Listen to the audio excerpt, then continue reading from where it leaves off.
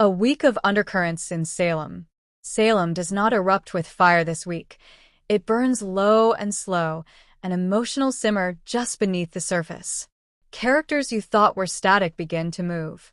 Allegiances shift not in thunderous scenes, but in sidelong glances, whispered conversations, and personal implosions hidden behind tight smiles. The chill in Philip's eyes. Philip Kyriaki seems calm, too calm. Like a man who's already made peace with his decision, however dark. His presence this week is quiet but chilling. He isn't delivering grand speeches or throwing boardroom tantrums. He's slipping into Titan offices after hours, examining spreadsheets with a lawyer's eye but a saboteur's heart. The pacing around his desk, the deep breaths, the calls made to unlisted numbers.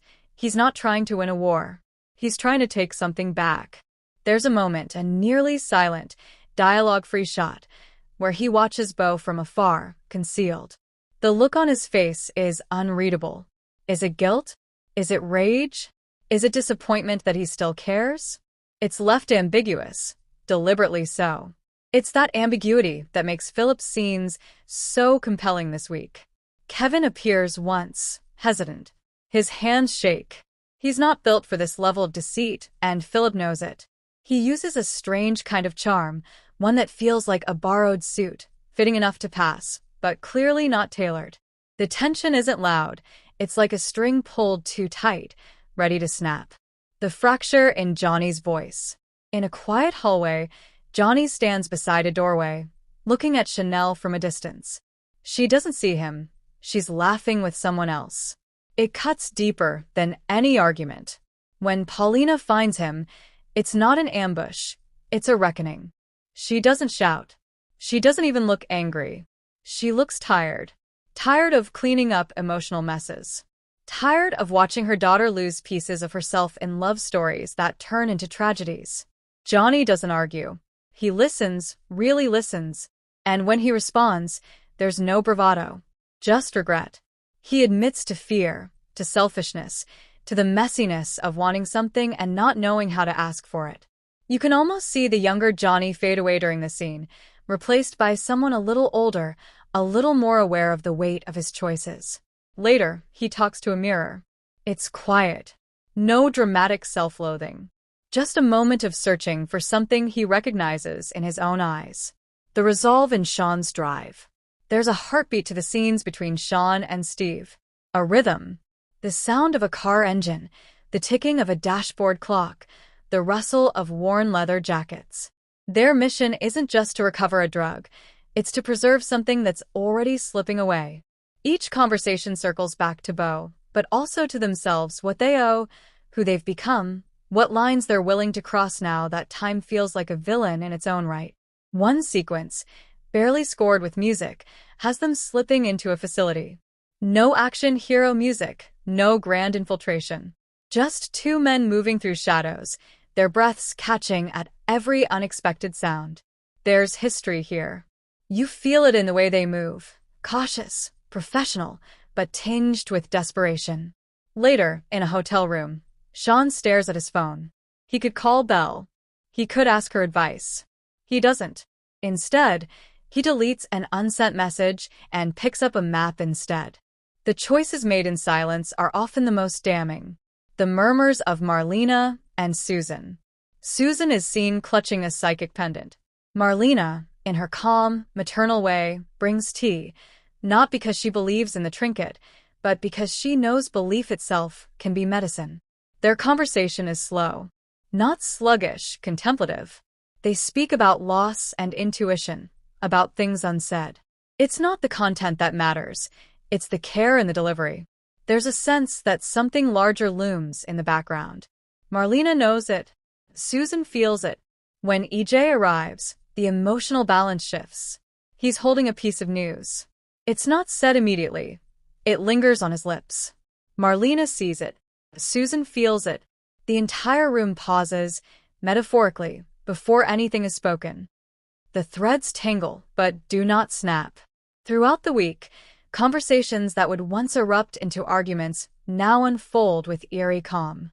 Everyone's too tired to yell, too aware of how fragile their situations have become. The storytelling doesn't rush. Each moment stretches. Breathing room is given to every facial twitch, every hesitant "I'm fine." Even characters who appear only briefly, Sarah, Xander, Kayla, exist in their own spirals. There's a sequence where Sarah demands answers, but doesn't yell. Instead, she stares. Xander, typically defensive, answers with surprising candor.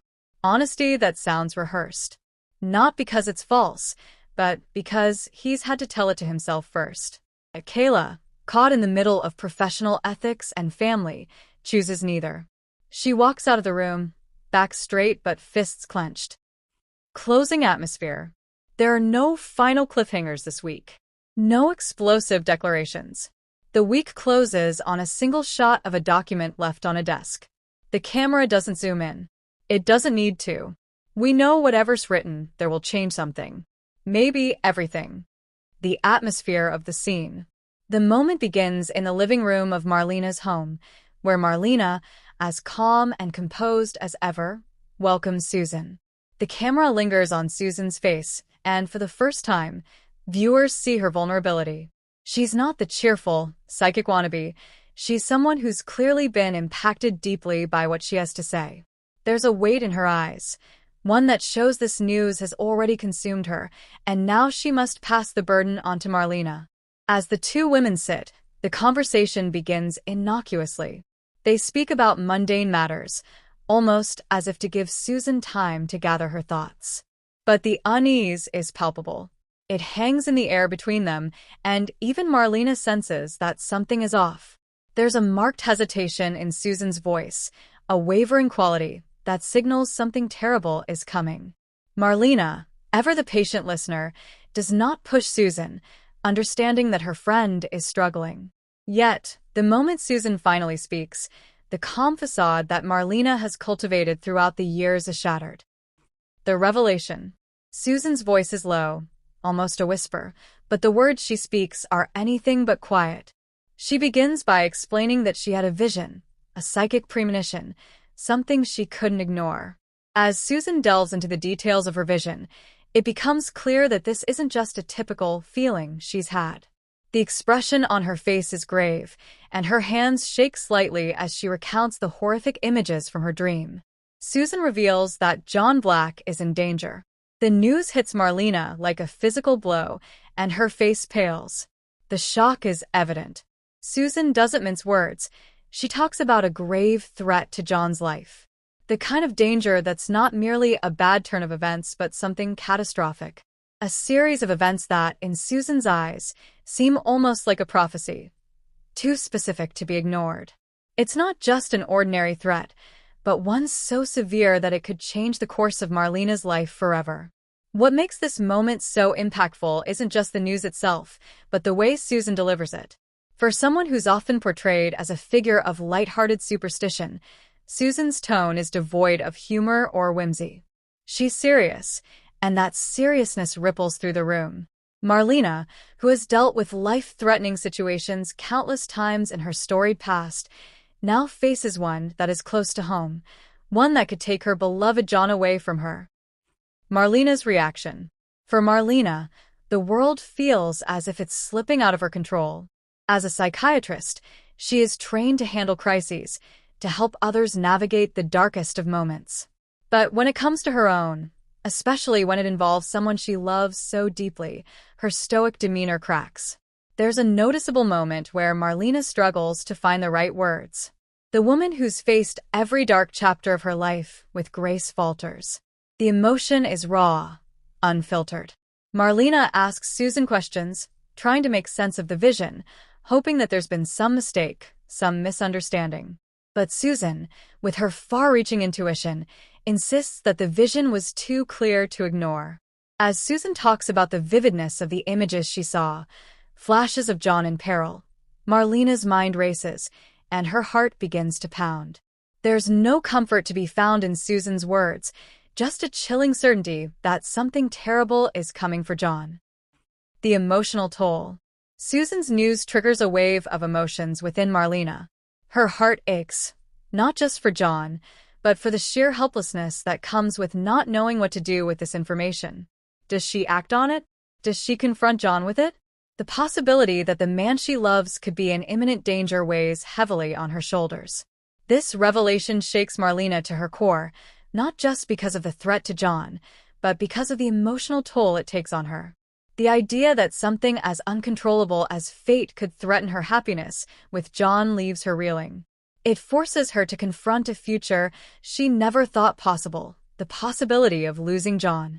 Her reaction is layered: fear, love, and a sense of powerless panic mixed together in her expression. There's no hysteria in Marlena's response. It's a quiet kind of devastation, one that speaks volumes about the depth of her connection with John and the life they've built together. The ripple effect. As the conversation between Susan and Marlena continues, viewers are left wondering how this news will ripple through the rest of the Salem community. The secret Susan has shared is one that will inevitably affect not just Marlena and John, but everyone in their orbit. In typical Days of Our Lives fashion, this revelation won't be isolated. The threat to John's life will no doubt trigger a series of actions that will pull in characters from various corners of the show. How will Marlena respond to this warning? Will she take action immediately, or will she struggle with how to approach such a grave situation? And what about John? Will he be able to protect himself from the looming danger? One thing is certain: the stakes are higher than ever, and the emotional journey that Marlena and the other characters will embark on is just beginning. This shocking twist adds layers of tension, danger, and drama to the already volatile lives of Salem's residents. This shocking revelation marks the beginning of a high-stakes period in Days of Our Lives, where danger, destiny, and love will collide in ways that no one could have anticipated. The ripple effect of Susan's revelation will undoubtedly shape the direction of the next several episodes, leaving viewers on the edge of their seats, wondering what will happen next to John, Marlena, and everyone around them.